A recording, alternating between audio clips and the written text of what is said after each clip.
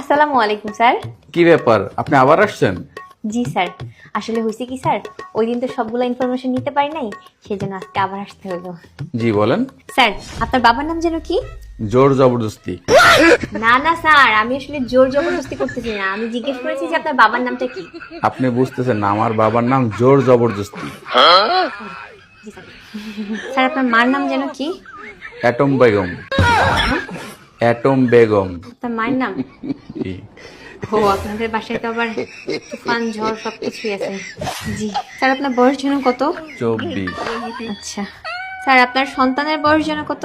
2 বছর। Sorry sir. 2 বছর। Sir, আপনি বিয়ে করেছেন 1 বছর, সেদিন বলেছিলেন। আমার 2 সন্তান, 1 বছর 1 বছর করে 2 বছর। ও আচ্ছা আচ্ছা। খাটাস।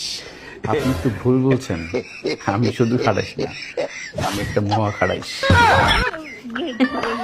আচ্ছা জি স্যার, ধন্যবাদ আপনাকে আপনার মূল্যবান সময় দেওয়ার জন্য। শোনেন, জি। আপনার কিন্তু আবার আসা লাগবে। কেন স্যার? আপনি আমার ঠিকানা নেন নাই। ও হ্যাঁ হ্যাঁ হ্যাঁ, ঠিকানা ঠিকানা। জি স্যার। স্যার, আপনার গ্রামের নাম যেন কি? ধোলাইপুর। ধোলাইপুর। জি স্যার।